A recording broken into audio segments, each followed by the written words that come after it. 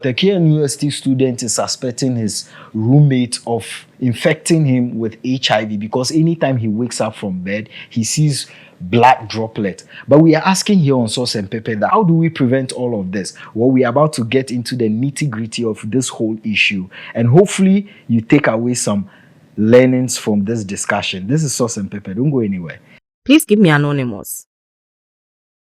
Here is a story of how I think my roommate infected me with HIV.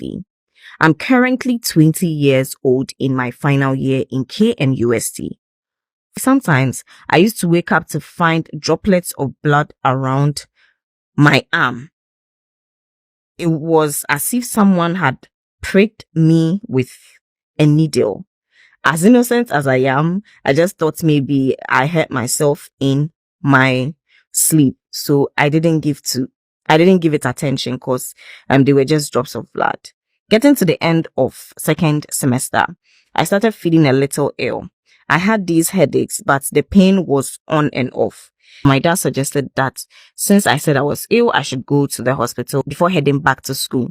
It wasn't no problem for me because after all, I was having these small headaches and I went to the hospital and I was to go for malaria test, I think. When the doctor opened it, the first question she asked was if I had a girlfriend or had had sex with anyone. I was like, no, I don't have a girlfriend and I'm a virgin. She called one of the nurses in the room and told me the findings of the results. He said all the tests they have conducted shows I'm HIV positive. I was scared and in denial because I have never in my life had any sexual relation with anyone. I know HIV is not transmitted through sex only, but still, I couldn't understand why. I called my dad on the phone and told him everything, even before I go home. He was at work at the time. He also informed my mom. Fortunately, they knew the kind of person I am and they never doubted me for a second. Oh my God. Exactly. I started having little doubts about him and thought of the time I had these blood droplets on my arm. One weekend, he said he was going to the university hospital, so I was the only one in the room. Tell me why I opened this boy's bag in his wardrobe and the drugs he was taking, the drug he has been taking all along are the same type I've been going for at the hospital. I'm not fully blaming him for giving me HIV, but it's possible, right? It's serious. KNUST. Charlie. It's scary. Her school. Yes. Michael, please, it's not getting to that scary. Why you come to put my school in the bad light? Our school. I was dodging. Yes, Yes, I know about Bajima. So what's the name of the day? Bajimba. Bajimba. I don't know what it means. Bajima is a gathering of wise men, sort of. Yeah, so let's move. but me, when I saw the story, all I was thinking is this could happen to me. Could happen to anyone. Anyone. Where you are sharing a room with a roommate. Share a room with 6 people. Who is HIV positive, and you sleep and wake up, and every time you are seeing droplets of blood on your arm. He didn't know until then, but I have one word. Okay. Evil. That's the only word to describe it. Evil. Evil will be too harsh. Evil is not too harsh. That is the description of what happened. From what the guy narrated, that is the description. One, I have taken you as a friend.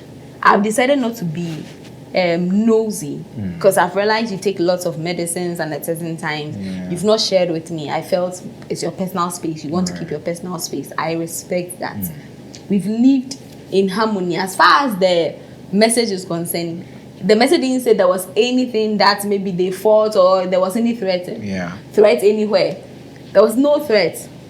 All that happened, I started feeling sick. I go to the hospital and I've been diagnosed with HIV. I'm a young boy. Because from his story, you see that he's very young. He says he's not had any sexual encounter. Of course, HIV is not contracted just from sex. The barbering salon is one big place we don't pay attention to, but it could be the barbering salon. You said something. Even the hospitals you go to, if a nurse or a practitioner is careless in handling needles or something, probably S positive. Could. So there are so many places that we could get it.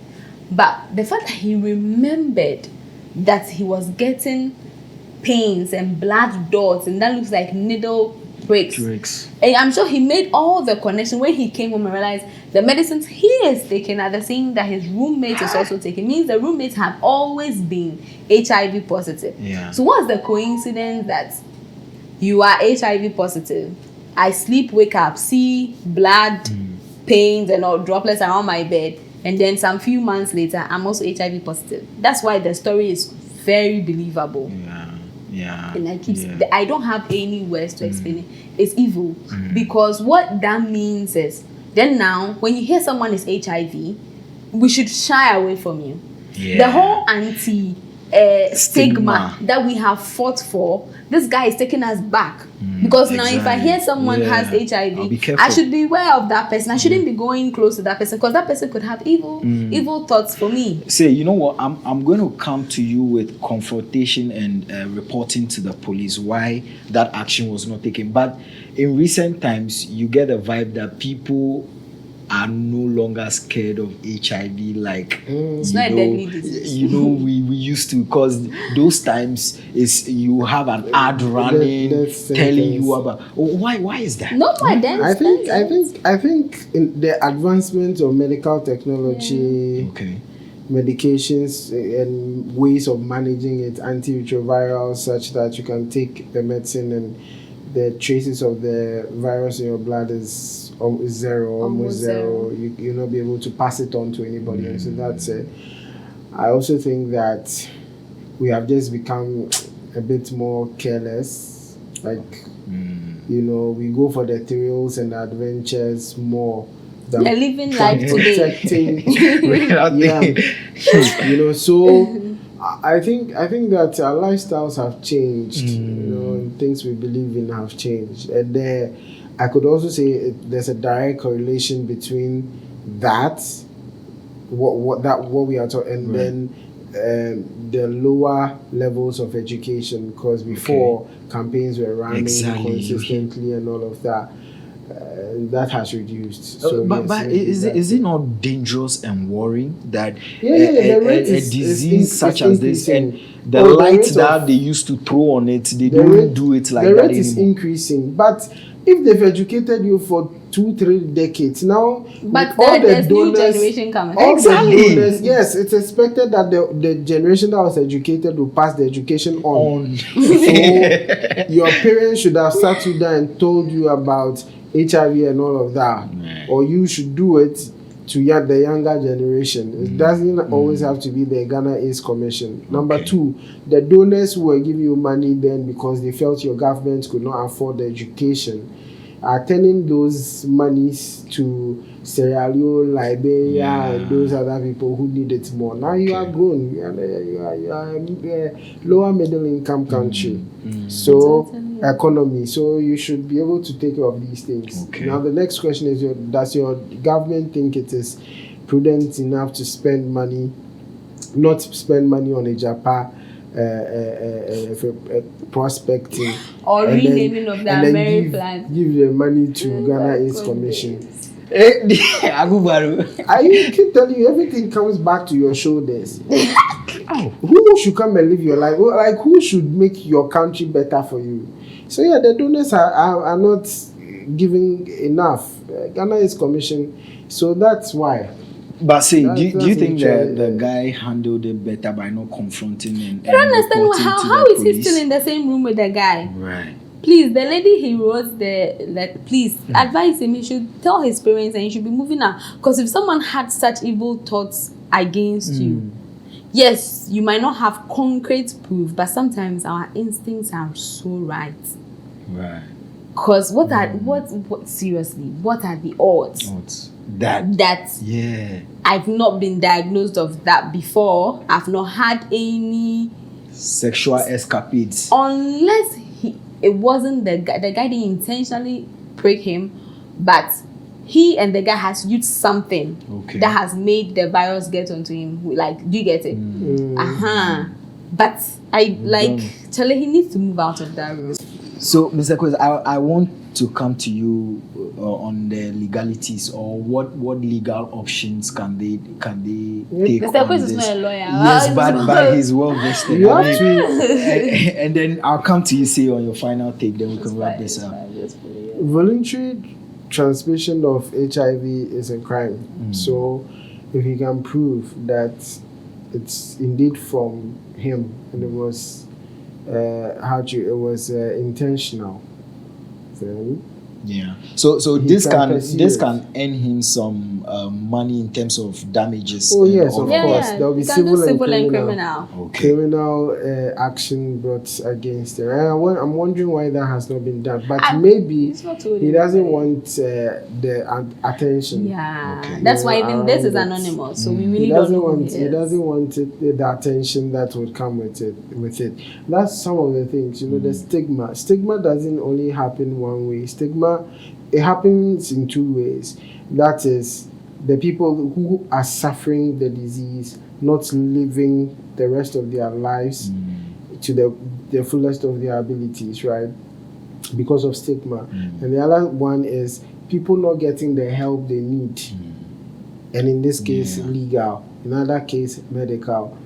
Because of the stigma, they don't want other people to know. So that's why we fight stigma, so that this individual can boldly go out and And then you do this and rubbish report. by like infecting him. When for so long, the campaigns I used to remember a lot was, oh, you can eat with. In fact, even just recently, Ghana Youth Commission ran a campaign last around year. stigma. Yeah, around stigma, because the rate is going up. There was a stigma that, oh, you can eat with him, you can drink water with him, and then we accept it, and then you do this. Yes. So there are so many people out there. I don't know what is it. Is it vindictivism? Is it evil? The last So many time there was people a out message there. where I hear there was a it was post a last year. It was a Ghana AIDS campaign on radio.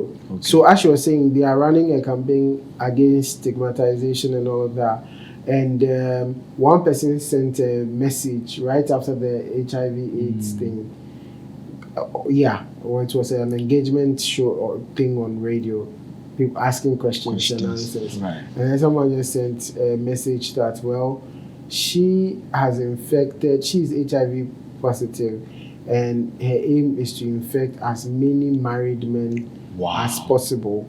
And Because the her married current men- target is her ex, who she is luring, baiting gently, who is married, who did not marry her and married someone else. Wow. Yes, so those of you who like Sankofa and I said that, you know, there was this once you thing- move on, there was move this on. post- there was this post, Your but in final- recent times, there's been lots of communications where people are On campus. intentionally spreading the virus. I think those of that you we who need- like Legon girls, Titino, when you get some small cars and you just did But pass it's not like, it's not just understand. when you're talking university, all the university, Go and the pass point to is it. all the people, if you know Let's you see, have collect- HIV, please. Yeah. Don't do that. You were not collecting happy it, when you and found people are your collecting it a status. lot from sugar daddies too. Yeah. Wow. Continue the Don't sugar spread daddies. it. Why are you things. doing that? Are we the ones who infected you? You see the funny thing. Yeah. The world is so round. The person you are infecting today would come and end up in your family. Yeah. It's very possible. Because we like doing those things. So please stop doing that. So stop spreading it. Let's be each other's keeper. And I hope you enjoyed this episode. Let us know your thoughts by commenting under our post. Like, share, and subscribe. I hope you enjoyed this episode.